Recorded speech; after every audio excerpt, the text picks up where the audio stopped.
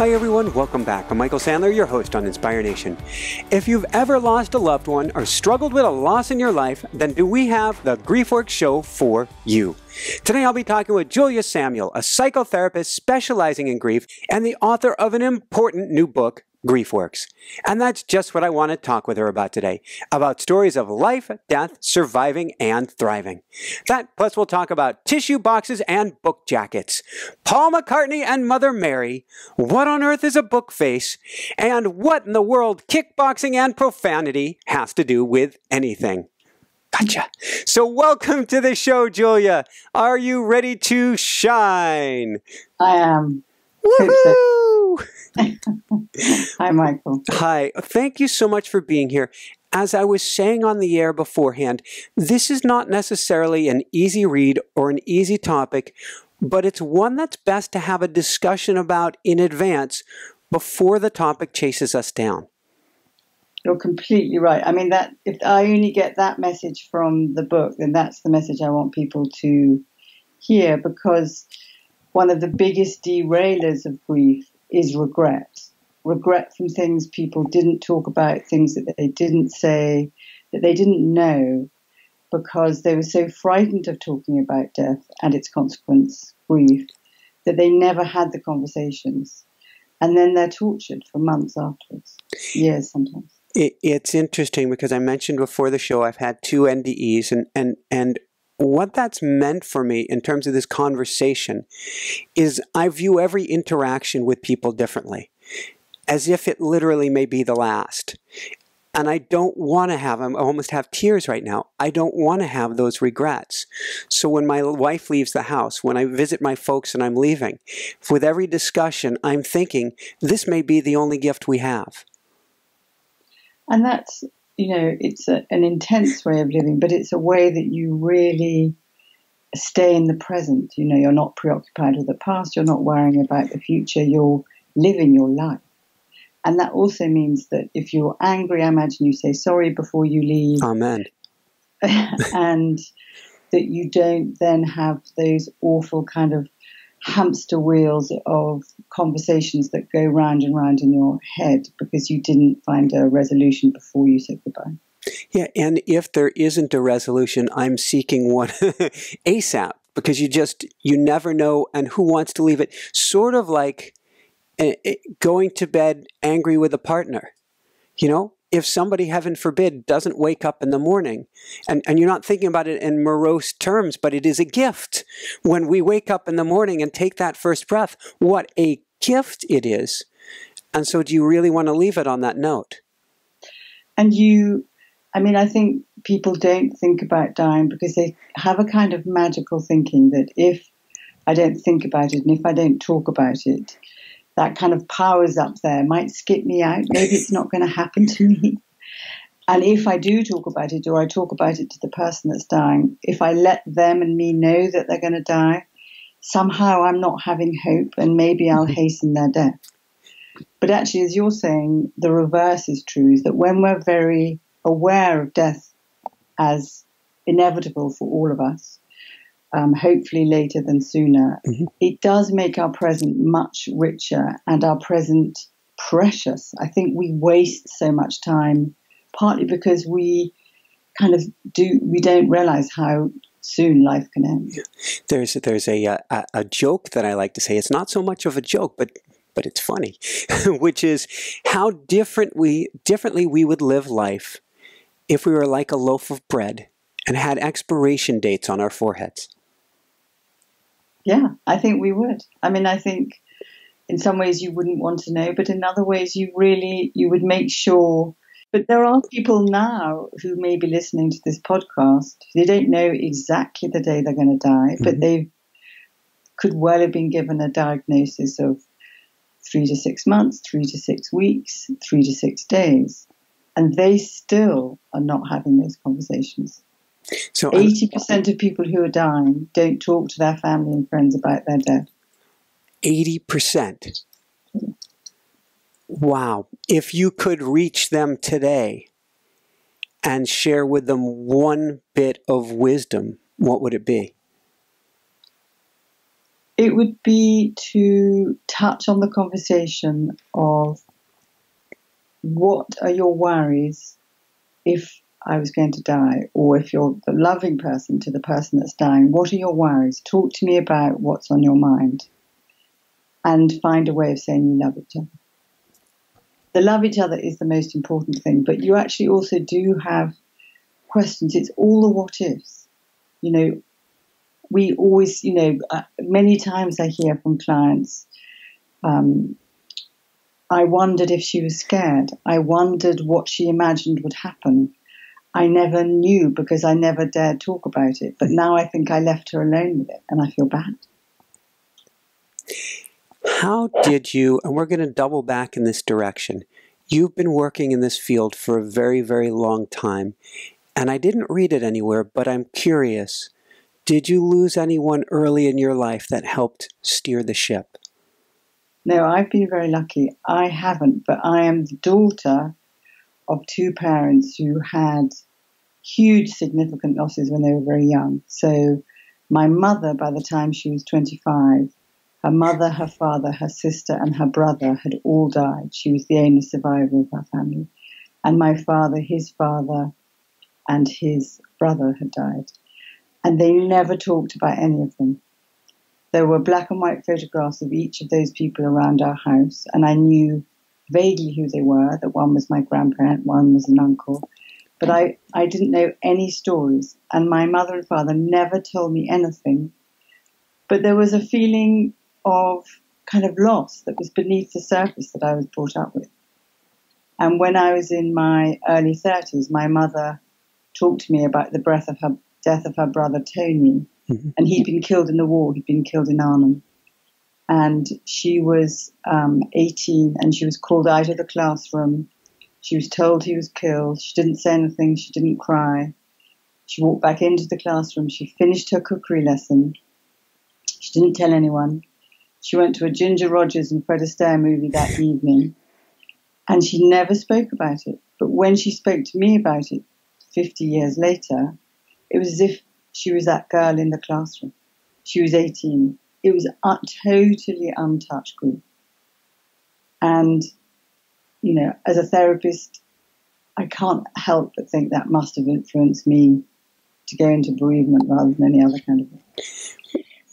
When you look at, psychological studies, if you take a mouse and you put it through a cage and it gets zapped if it crosses a line, and then you go 3-4 generations down the line and you put another mouse in that cage, it goes and stops. And so there had to have been something both passed on to you, but I don't know of another way to put it. Fortunately for all of us who are touched by your work, it helped point you in this direction. I feel fortunate, but also I feel fortunate being born into the generation that I'm born. My mum was brought up by parents who survived the First World War, and they had no understanding about grief and bereavement, and they had no choice but to survive and get on, as we talked about, to keep calm and carry on. And so we are the first generation who have the luxury to go to therapy, to understand what the impact of grief is. There's more research now than there's ever been. When my mum was in her 20s, Freud's message was still very, barely touching the sides of people. People didn't really know anything. It's interesting because you talk about the different generations in this book, and as you get to the older generations, it's a clamshell. There's not much discussion going on, which I've got to wonder if it leaves those with the loss later on in more of a vacuum because they couldn't get in there before the end. Yeah, I mean, their upbringing, I think in a way it was the only thing they could do to survive was what I don't think about, what I don't talk about isn't going to harm me. Forget and move on. And we maybe too much now. I mean, I think we could do with a bit of stoicism too. I'm not completely against having some kind of reflective way of not saying everything. But we now know that 15% of all psychological disorders come from unresolved grief. And a key to to grieving is finding a way of expressing your grief, finding a way of finding the words for it, of looking at that moss, if you like, examining the moss. I want to dive into some of these techniques here and understand this, but you're like an angel. You've had to deal with people, no, bear with me. You've had to deal with people day in, day out, and hear their grief and have to process it yourself. There's no getting around that. What have been your coping mechanisms for dealing with this? Because it's as if you're helping people lift that burden, but you're at the very least, you have a very caring heart. If not taking it on, you're at least, that jacket on you is getting a little heavier. I mean, there's a long answer, but the short answer is I find the connection of the work that I do very similar to the work that you do. I find it's much more rewarding than it is kind of demanding. I also know that it is their story, it's not my story, so I'm quite clear on the boundaries. But of course, it physically affects me, and I do get horrible images, and I'm told, very devastating stories. And so the things I do is mainly a combination of exercise, like kickboxing, running, cycling, and any kind of calming thing, meditation, visualization, and then doing fun stuff, watching funny movies, reading funny things. I never watch depressing films or frightening films.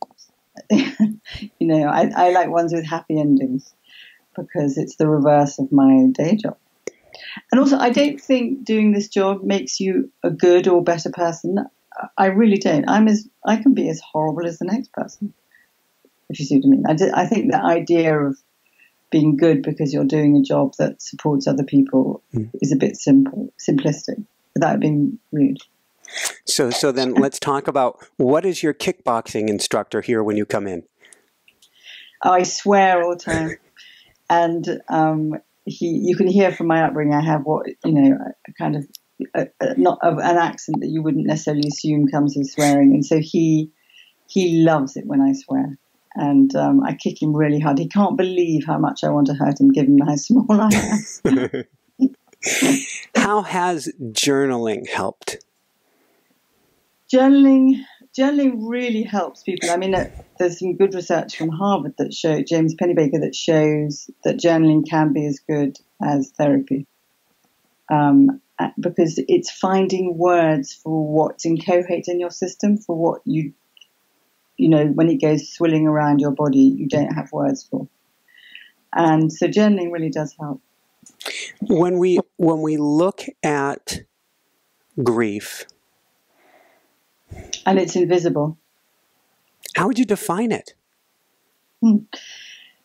I would say, it's a really good question. It's a very small word for a kind of process that starts with pain. Mm-hmm. Pain is the agent of change. Pain is the thing that forces you to recognize that something is different, that you have to adjust to this new reality without the person that's died.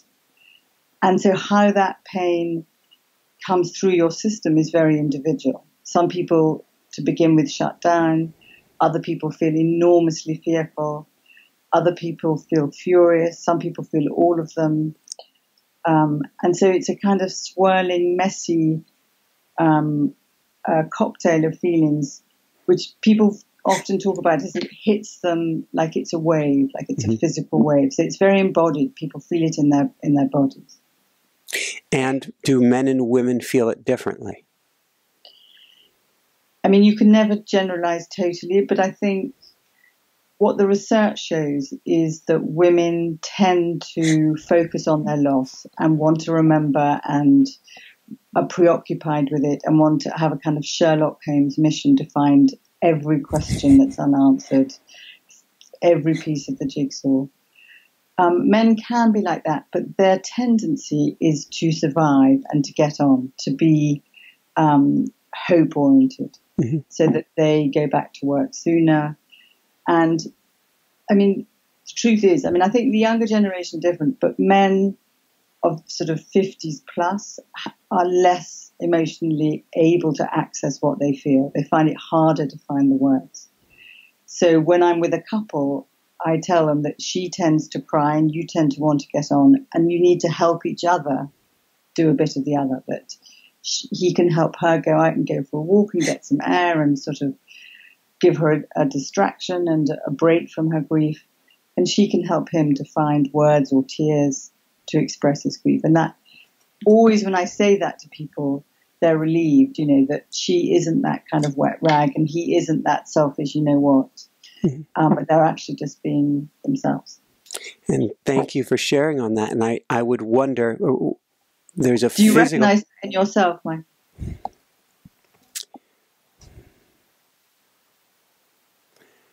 I will go into a combination of get her done mode, what needs to be done in this situation, and I will not necessarily close off, but I will close the door on the woulda, shoulda, couldas. And I will get to do the guilt thing, which is great. Yeah, well, I know that we only have so much energy to work with. Okay, unlimited universe, unlimited energy, but if we want to heal and get through whatever we're getting through, then if we take the energy to go and kick ourselves or regret anything from the past, all we're doing is, I don't know, ripping our heart out. Our heart is already out. We're going and grabbing a hammer and taking it to our heart of what's left of it. Yeah, you're right. You're right. But the difficulty with grief is that for men, they want to fix it as you've described. And so in those first weeks, there's a lot for them to do. But then after that, there is this invisible space where the person has died. And that's what they find very difficult to deal with. And they often, you know, anesthetize themselves with work or drink or sex or anything. Telephones. I have a technique. We're actually going to be having a program for people on it coming up shortly called automatic writing, which is free flow journaling. It's a great way to put it.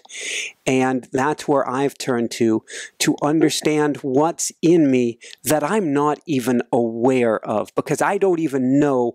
I'm a jumbled mess at those times, as well I believe I'm supposed to be. There's no rules about this, but it's okay to be ground up spaghetti. Yeah. Be odd if you weren't. Yeah. But that allows you not to censor your thinking. Bingo. Bingo. And I think that purging, that getting it out, where we get sick, where we get long-term depression, where everything sets into us, is when we try to stuff or tamp that down, or then even go and get plywood and nails and hammer it down and try to keep it there. Or put an elephant on that board of wood. Say, then build a 74 sort of stone building on top of that and another one on top of it.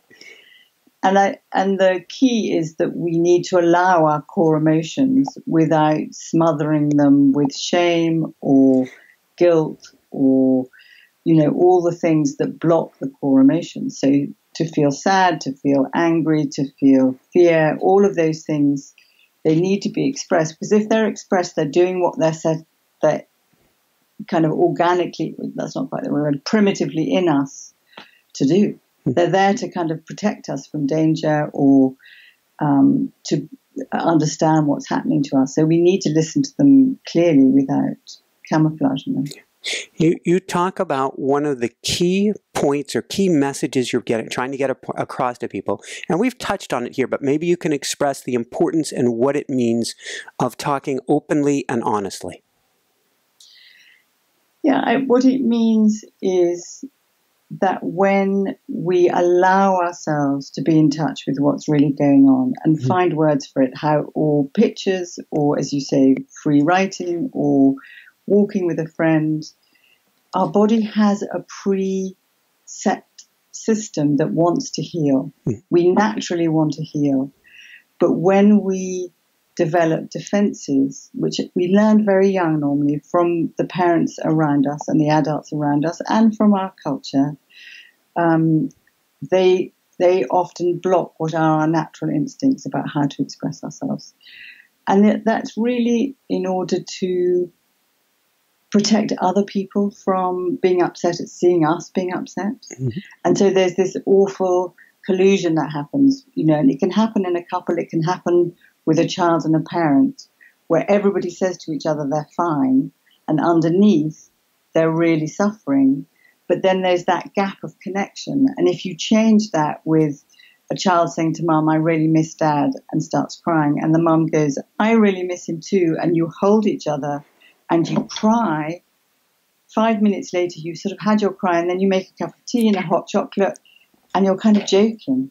Whereas if you both have said you're fine, there's this awful kind of brittleness, and you don't go through the process, and you don't then adjust to the fact that the person has died, and doubly you feel very alone with it. There's a word that comes to mind. We recently had a guest coming on. I can't believe I'm going to tie this in, but we had a guest talking about wisdom from wild horses, and if you come to a horse and you're afraid, the best thing you can do is tell the horse you're afraid. They panic when you're out of coherence. And that's what you're talking about. Yeah, absolutely. When you're incongruent, when you're faking it. And we all, I'm not saying walk around 24/7 showing everybody, your guts. It has to be with the right person in the right place. I think we need our defenses in particular places at particular times, and they're very, very useful. But the big thing is not with the people that we really love, and that's where the message goes wrong. That if you're being stoic, it's fine, but not with your partner or your children or your parents, because then they don't see you properly and you don't feel seen. Thank you. So let's dive into a few real challenging ones here. You mentioned children a minute ago. So what do we need to know when a parent's passed away? The children need as much information, and they need the same truth as all the adults around them, but in very straightforward language that the children can understand. And parents' instinct, surviving parents' instinct and grandparents, very understandably, is often, I need to protect my children. They shouldn't see their father that's died or their mother that's died. And if it's a terrible death, they shouldn't know it's a terrible death. All of those things. But children, what they don't know, they make up. And what they make up is much more frightening than the truth. But also in the 21st century, they are going to know the truth the second they see a friend, because it will have been texted or twittered or on some digital media. So if they then learn that they haven't been told the truth by the person who they needed to trust most in the world, they then distrust that person that they were meant to trust. And then that sets up a whole lot of other problems. So it's to support them to know the truth, basically. A few years ago, one of the dearest kitty cats in our lives just was like a son to Jessica. They were so close. Passed away. We had gone to a farmer's market. We were selling kombucha, and we came home and found him passed away, probably kicked in the head by a horse at the nearby barn. Oh, no. And I went and got him and brought him back and put him where other kitty cat could see him deliberately. We've had to do this twice. And it seems important that, and I'm guessing this goes learning from the animal kingdom, but for kids, in a sense, to either be able to see that parent if possible, or you mentioned in the book even photos, to help with some sense, I don't even know if closure is the right word, but part of the healing process. Because how can you grieve something that you haven't an image for? The first task of mourning is finding a way of living with the reality of the death. If you have no image, no sensory sense of that, and grief is in itself invisible and the person is gone, then it sort of sets you up to be crazy, because they're not there, but you have no cognitive data that lets you know that they really have died. So seeing the body, both for children and adults, I think supports them, but they have to be explained, and there's a whole thing in my book about that. but also finding an opportunity, going to the funeral. And even now, children often don't go to the funeral. They're whisked off to go to a fun fair with a friend. And then 10 years later, they look back and they think, how did that happen? My dad died and I was at a fun fair. What were they thinking? It's interesting going back to Jessica. We do a lot of emotional clearing work, and we found one of the big wounds that she had was her mother went into the hospital pregnant and then came back having lost the baby, and nothing was discussed. And maybe it's a generational thing or a cultural thing, but there was a wounding that she didn't even realize she had because as a child she wasn't told. And so what was the rule she got from that when bad things happen nobody speaks, or the confusion of silence? Yeah. Or because she'd have picked up that her mum was upset. That's the other thing. She'd have made some kind of sense and story to herself that something was really wrong. And actually, she could have blamed herself for it. She could have been saying to herself, my mum's sad because I'm bad, because children often do. That's why they need the truth. It's interesting that you say that, because that began a very emotional time for her for the next few years. And until this clearing, I'm sure if we had asked her, she would have said, I don't know why. Did she ever talk to her mum about it? I don't believe so. It's never too late. It's never too late. Get her mum to tell her story if she can. That's a beautiful idea. It'll be as alive and vivid in her mum today as it was, whenever it was, 25 years ago. Yeah. Thank you. Thank you. On that note, if a parent is sick, and there's a positive psychology we don't want to say because maybe it won't happen. But when a parent is sick, when a loved one is ill, first off for the kids, but then for adult kids or a spouse's partners, what's the discussion that would really be helpful in these situations? I think it's a process over time. So it's not one conversation. It's not like one job lot. I'm going to talk to you about my dying now, particularly with a diagnosis. So the first conversation would be a kind of description. As I've been given a diagnosis, I've been told that I'm sick. The doctors are going to do everything they can to get me better. We don't 100% know that I'm going to get better. Mm-hmm. And the big thing with each other is to ask each other, what are your worries? So when I go into families where there's a child that's dying, or with families where a parent is dying, I sit with them together, and my only question is, what are your worries? Because then I can track them where they're at, what's on their mind. And, children don't want all the information at once, and some adults can't deal with it all at once. So if at that point they say, I haven't got any, I don't kind of put my great big stamping boots and say, yes, you must have. I kind of acknowledge that and say, then is there anything else you want to talk about? Because everybody processes these things differently. Does that make sense? It does. It's such an important question to ask them what their concerns are. That way, they're in the driver's seat. And out of kindness and compassion, unless you're well trained in this and have read your book time and time again, it's very easy to put I'm going to use the horse analogy, your hoof in your mouth. And so, much better to let them guide the way. Yeah, but I would always do that, because if they're leading, then you can't go very far wrong. Mm-hmm. Thank you. So let's talk about another challenging topic, and this is one that I experienced with a dear, dear friend, Carrie, from graduate school, which left me just completely spun around backwards. What's a heart attack of the brain? Are you saying about suicide? Yeah.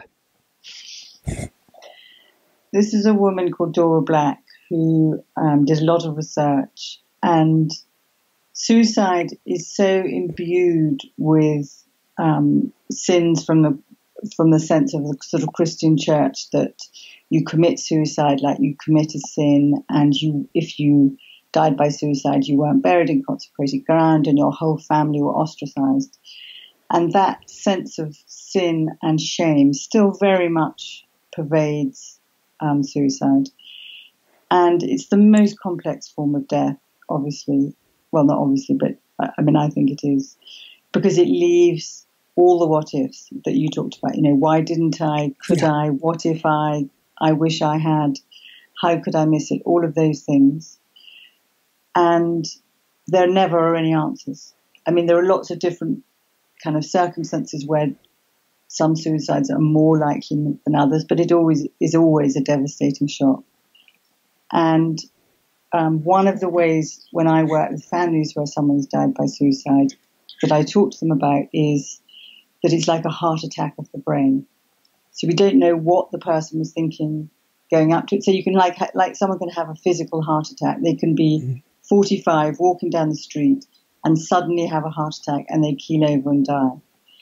And in a way, suicide could be seen as a kind of chemistry storm in the brain that has a heart attack, and the person then at that point kills themselves.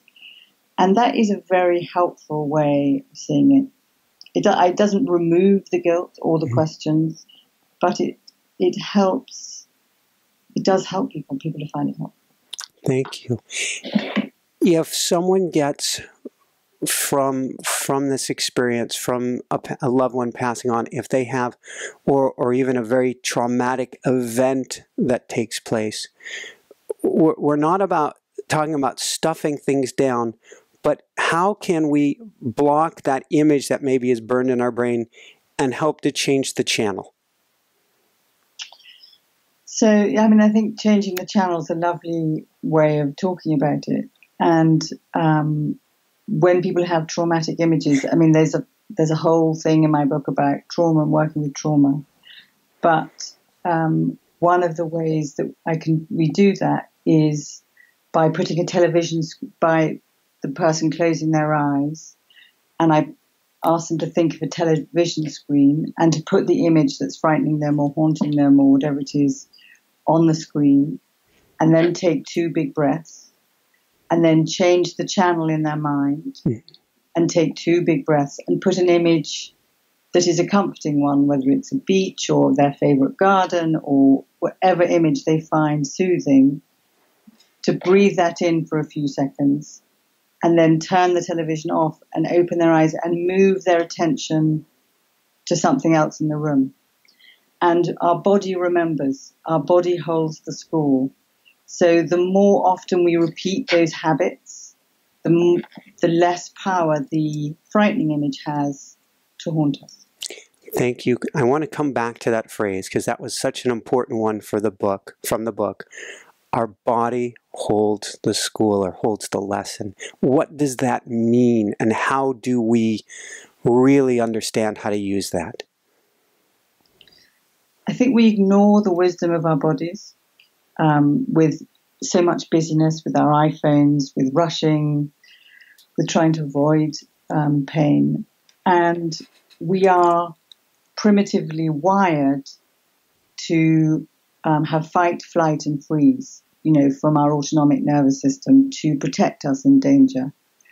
And so when something difficult has happened, painful has happened, our system surges. And our autonomic system, the parasympathetic and the sympathetic, are heightened. And so we're very much on alert.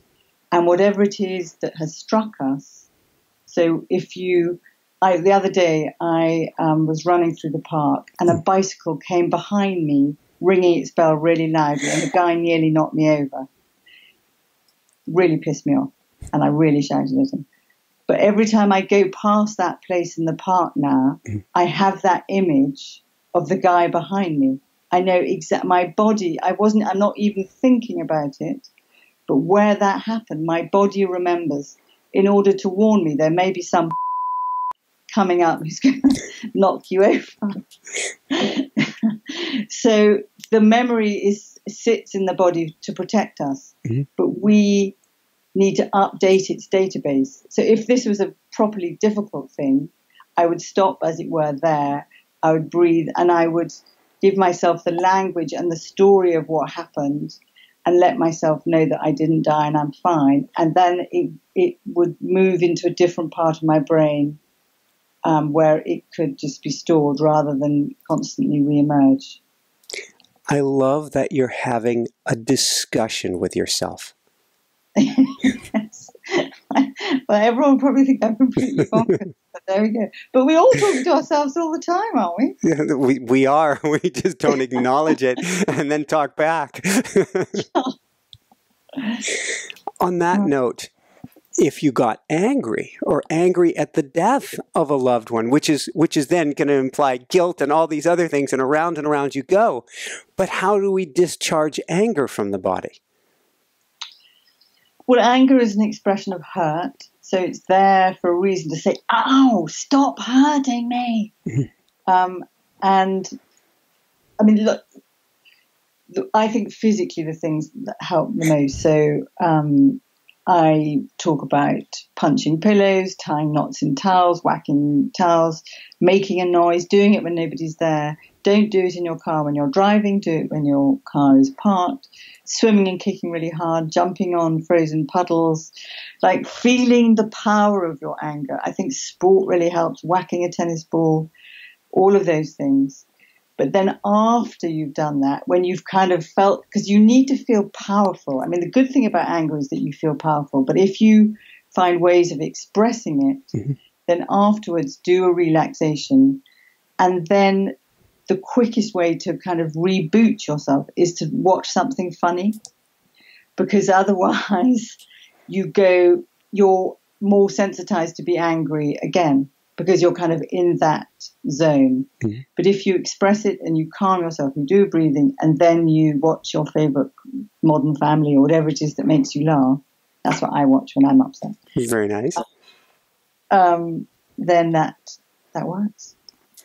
Jessica has a Today Show or something, a nighttime, I'm not sure the name of the host, a South African gentleman, I believe it is, who's on one of the daily shows here in the States that she is absolutely loving now, and feeding herself that positivity and getting that laughter going, which has so many healing chemicals to it. It really does. And there's laughing therapy, and people feel so guilty when they're grieving that they have a kind of third eye that then ticks them off if they're laughing. And the thing I talk about is that your pain doesn't have to be in the balls of your eyes all the time. Kind of let it sit back, let it have a bit of peace, and let yourself, have a laugh with a friend, go to a movie. Woohoo! We have a lot of parents listening to this show. Talk about a difficult topic. What can you tell us about the loss of a child? Well, the death of a child is a death out of time. It sort of tears up the rule book of life. People, they never expect to bury their child. And certainly in the 21st century, where you expect hospitals and pediatric intensive care units to win always, we never expect to see our child die. So there's a total shatteringness to it that is devastating, and people's trust in themselves as human beings, as parents, and their trust in life is shattered. So the work of the grieving it's a long haul. And the thing I kind of talk about in the book, and there's some case studies of people I work with, is, the rebuilding of your life when a child has died is the new you. People talk about the before me and the after me. And it's never about getting over it. The child, they will always miss that child. They will always love that child. The child may die, but the love for that child never dies. So the work is grieving and allowing yourself to feel the pain of the loss, but also finding a way of building a different relationship with that child. Finding ways of remembering them, of holding them in their heart, finding external ways of touchstones to that memory. And it's a long, old process, much longer than people want, much longer than their friends kind of recognize. Thank you. You mentioned in the story, in the book, a story of a woman, of a mom who was a doctor and had a stillbirth, and how that tore her up inside. And I'm wondering if you can... She was American. How does one... She hasn't even had the opportunity, in a sense, to do anything that one would think on the surface she could regret. And yet she was racked with guilt. What do we do when a parent is completely covered in guilt because of the loss of their child? I mean, first of all, to recognize that the moment you know that you're pregnant, when you have that blue line on the pregnancy test, you imagine yourself as a mother and father. Your life changes at that moment. So you're grieving the future that you expected. You imagined taking the baby home. You've imagined getting a new car. You've imagined stopping working. So you're grieving for the future, and you're grieving for the family that you hoped you'd be. And as the mother, as the physical container and carrier of the baby, their kind of sense of their success as a mother is having a thriving child. So having a child that dies, for them, can feel like an expression of absolute failure as a mother.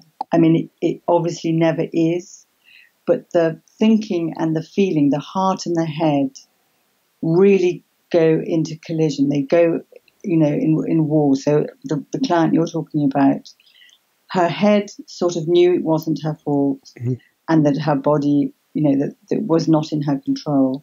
But her heart absolutely felt that she'd failed her child, that she was being punished, that she was guilty. And so I get the head and the heart to speak to each other. I don't try and wipe out what the heart's saying. I allow them all to have voices, to be heard. And over time, the work is to find a way of coming to terms with those conflicting voices, not trying to wipe them out. Thank you. It's tough. I can't even imagine. It's tough. You mentioned an important word here. And I want to talk kind of, as we start to wind things down, you have toward the end, the pillars of strength for healing. You mentioned the word time, and it gets kind of warped and fuzzy when it comes to grief, doesn't it? Yeah, your sense of time is really changed because people's preoccupation is with the time past. Every day seems too long. The future looks frightening. And, their whole relationship with time is entirely changed. If it's the most significant person in your life that has died, you pictured your whole future with that person, and so that your future died with that person. So your whole sense of time for your future is very different. And also people wake up and there's that awful waking moment when they get that thud of reality and they have to deal again today. I can't believe I'm going to have to do today again. They want it to be the end. So time really feels very different. Mm-hmm. When you're happy, time goes fast on the whole. I like how you also recommend that while time is kind of fuzzy, and that's my term, fuzzy, a technical term. It's in the literature. Yeah. During that time, to allow more time for everything, particularly decisions, and I can picture family members and everybody coming up in you and wanting decisions right away on things. Good memory. I'd forgotten that bit in my book. You know it better than me.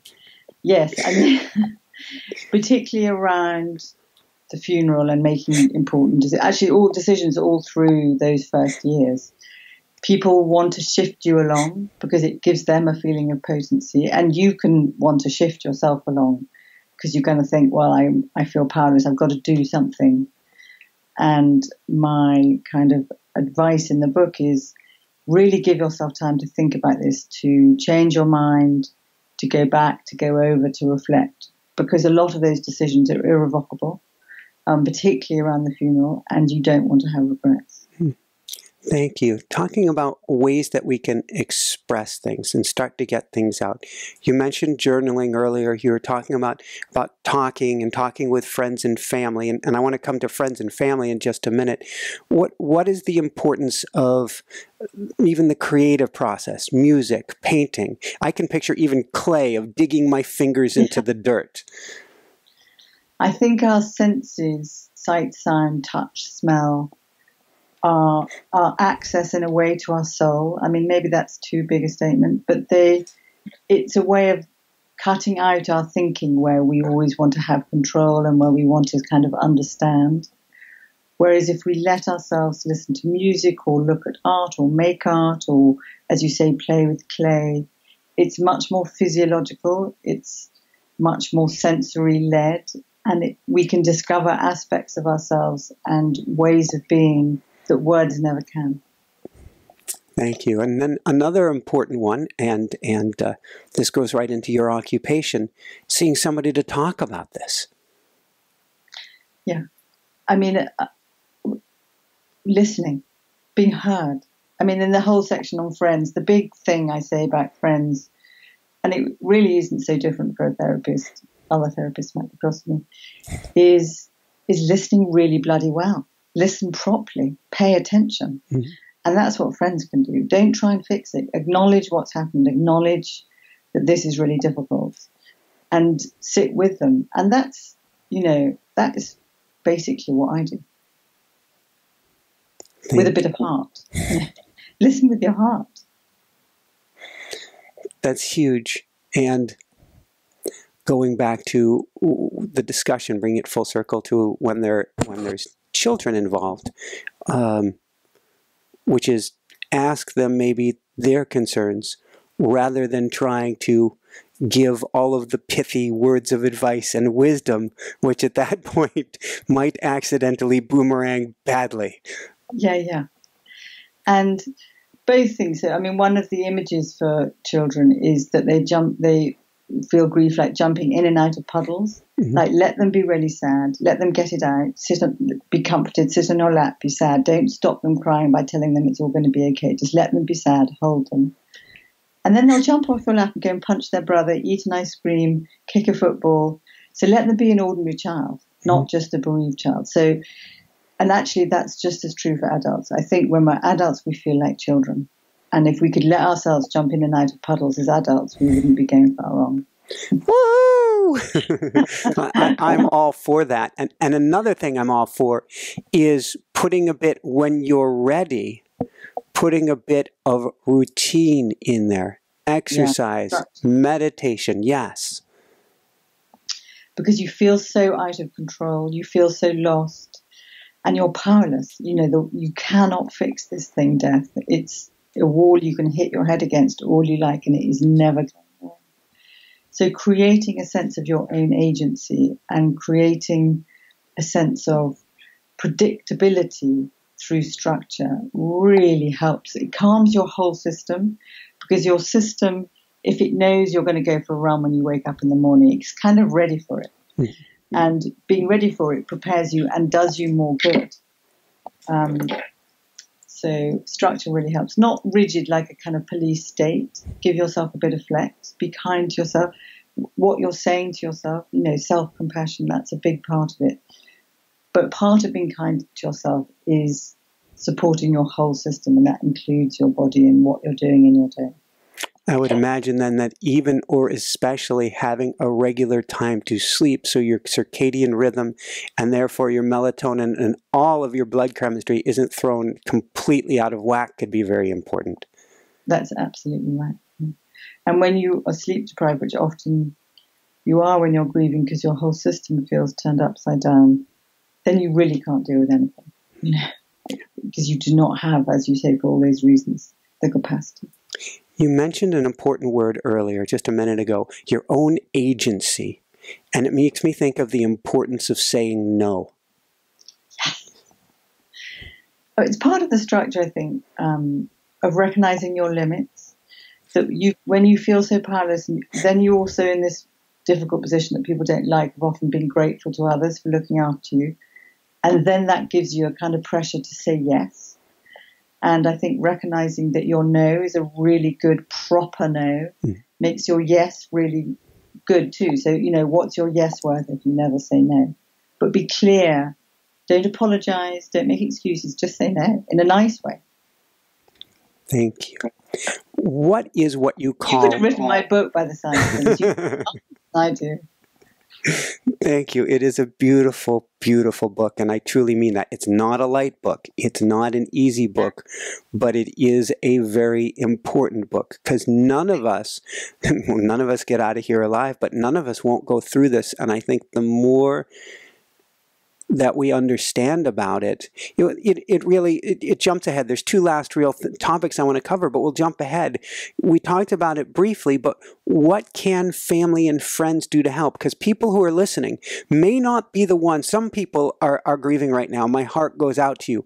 But most of the people grieving aren't listening, but their friends and family are listening today. The big thing is love. When love dies, it's only the love of others that really helps you. So, if you're a really close friend, show up, acknowledge it, don't fix it, don't send a text saying, let me know if I can help. Show up with lasagna or your hugs, show up with your time, show up with your kindness, and be there. You can't be there all the time. You have your own life, you have your own stuff, but be available. And if you're a bit more of a distant friend, there are lots of things you can do. You can help take their children to school. You can do chores for them that, you can buy them a voucher for a massage. People remember, and it's those that connect them and kind of really are present that make the big difference. Woohoo! What is what you call focusing or a felt sense? It's from Eugene Gendlin. I never know how to say his name. From the States. And it is listening to the wisdom of your body, basically. Do you want me to do one? Would love it. Okay. Shall I do it on you? Okay, go for it. Because then it'll be as if I'm doing it to somebody else. Okay, close your eyes. Mm-hmm. Let the chair take the weight of your body. Mm-hmm. Take a big breath in through your nose and out through your mouth. And in through your nose, all the way up the top of your head. And out through your mouth. Release and let go. Now move your attention internally. And move it around your body until you find the place that you feel most sensation. And breathe into that place.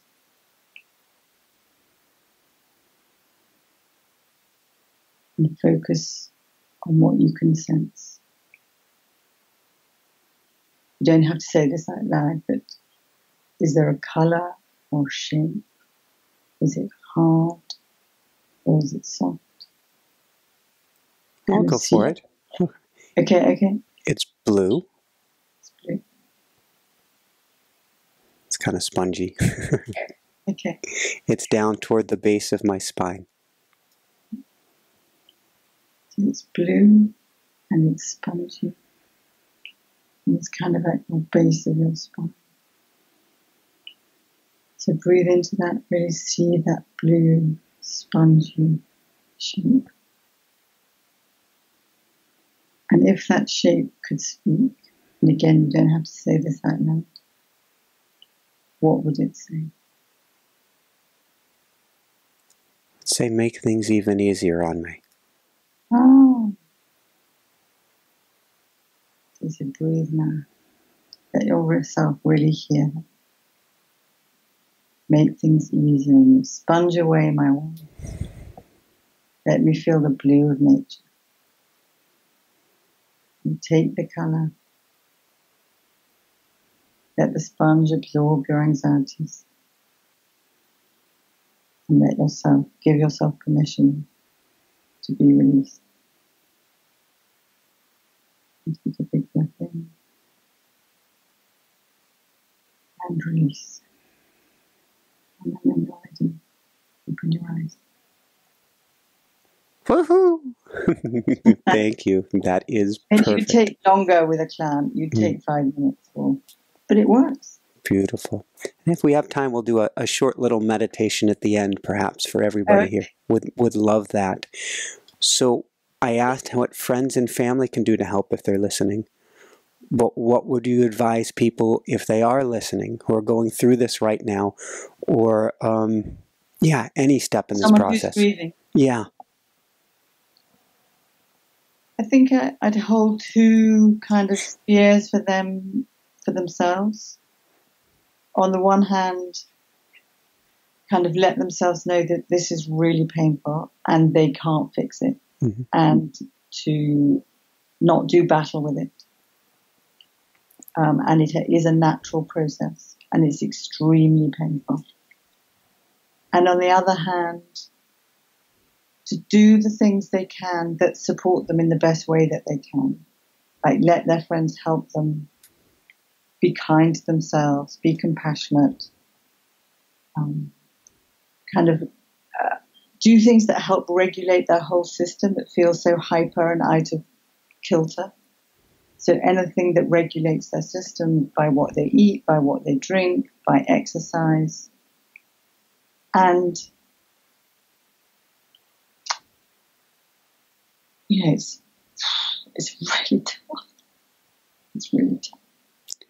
Kindness helps. Love helps. Love's the biggest thing at the end of the day. And finding a way to love yourself through this. Yeah, because you really start criticizing yourself. It's one of the cruelest things about grief is that people turn their rage against themselves. So be aware of what you're saying to yourself. I talk about committee, like, don't beat yourself up. Try and be self-compassionate. I'm making connections with Jessica at the moment. I wasn't trying to do this, but I think... Hi, Jessica, by the way, because you're really... there's 3 people in this podcast. And she's the producer of the show, so in many ways she really is here. Even though she's out of the studio at the moment and coming back with a beautiful coiffure, a beautiful haircut, I imagine, when she comes back. But I don't know the connection in terms of time. But I know short time after, or maybe a few years after her mom came home from that hospital, Jessica became very afraid of a parent dying. And of losing a parent, and I'm making this connection here on air. Sorry, Jessica, I love you so much. What do we? We're using you. Yes, Jessica always likes to give parents advice for their kids. What advice? I think I'm Elmer Fudd here. Advice. What advice would you give parents, maybe to help their kids start having discussions on life and death in their childhood, or would you?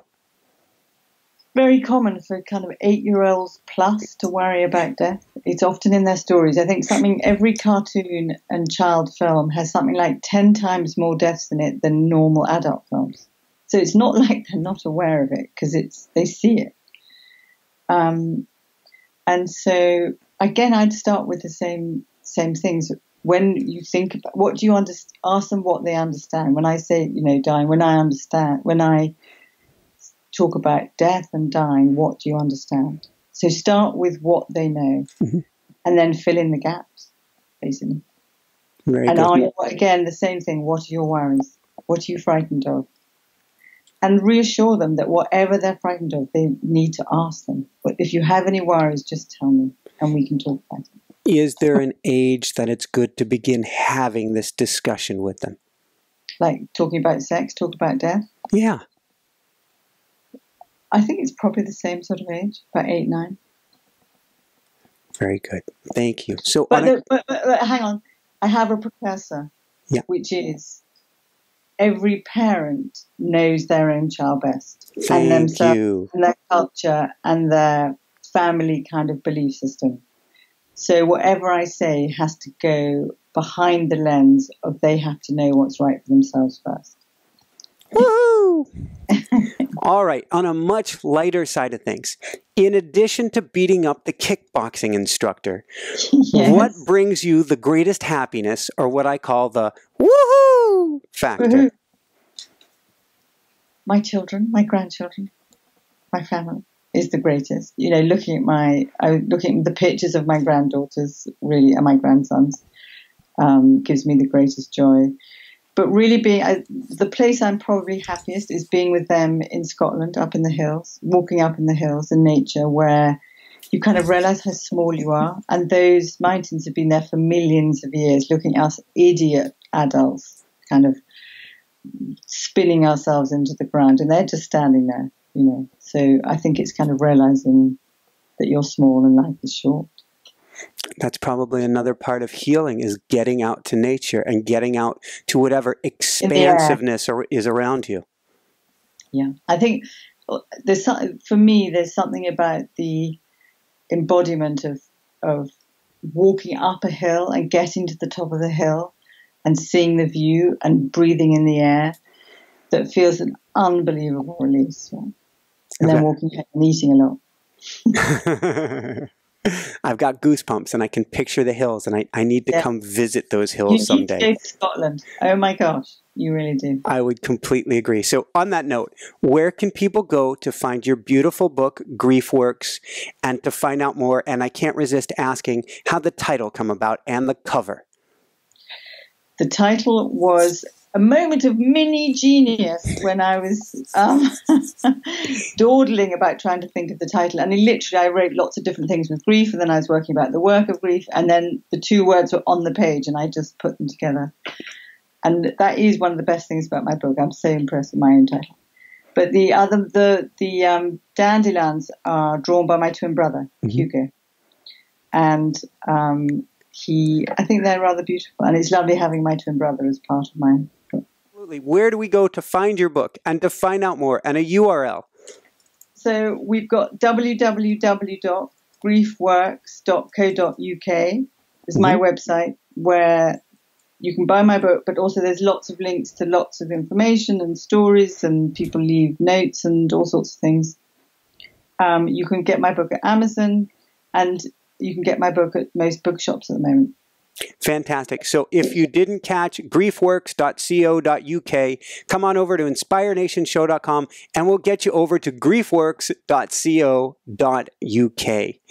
So before we jump into a very brief meditation, any last words of wisdom you want to share with people today, Julia? And this has been just chock full of wisdom. So thank you so, so much.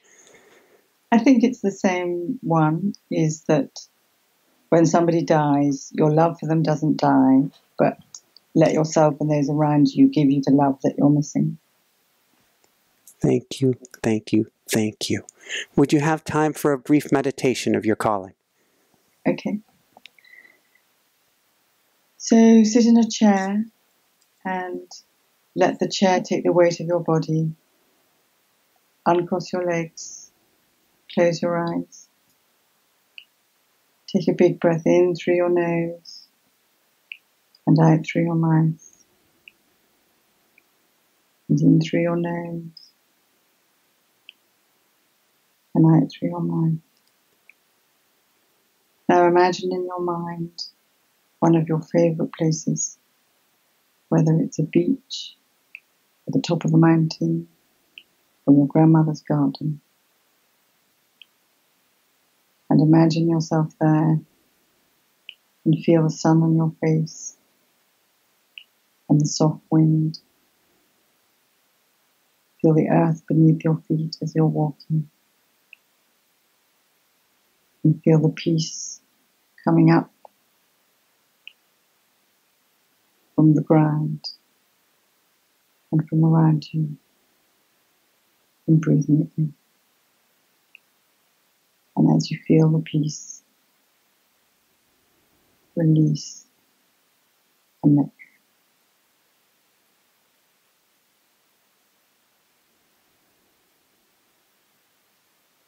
And then when you're ready,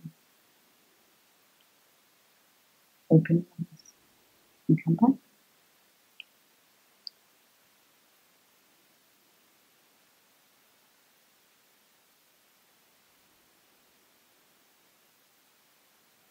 You really didn't want to come back from that. You were really there. I would do it much longer with someone. Thank you so, so much, Julia. This has been absolutely beautiful. A treat. Love meeting you, Michael. Come and stay with me in Scotland when you come. Would love, love, love that. And I can picture with Jessica. Yes. Probably not the cat. Yeah, we haven't done, well, no, actually, that's not true. Kitties have traveled, 2 out of 3 kitties have traveled from Maui here to stateside. So they are at travelers, but they haven't gone across the pond yet. Okay. Well, if you come across the pond, let me know. Thank you so, so much, Julia. This has been really phenomenal. Pleasure. It's been a real pleasure meeting you. It goes both ways. Thank you very much. So for everyone out there, this is Michael Sandler saying, be well, have fun, get GriefWorks, and begin healing your grief today, and shine bright. Woohoo! Thank you so, so much, Julia. Oh, I hope it was all right. I hope it was. I think, to use your vernacular, or at least vernacular across the pond, smashing. Well, it was a real pleasure. You asked really good questions that were really interesting to answer. Thank you. It's a special topic, and by special I mean it's not just important. You can make, if people listen today, this can make a tremendous difference in their lives, but also taking it 1 or 2 spheres of influence out, their lives, someone else's life, and even someone else's life beyond that. I hope so. Even just one thing of talking to children, or, you know, if they take one message, that would be fantastic. I hope they do. Thanks so much for watching. If you enjoyed it, be sure to like below. Also, leave your comments. Have some real fun with it. Subscribe to our channel where you're going to get more great videos, more interviews coming up. And check out our website, inspirenationshow.com. That's where you'll find tips, blogs, information, videos you won't find anywhere else, and useful and helpful resources to really help you kickstart your life and to shine bright. Thanks so much again.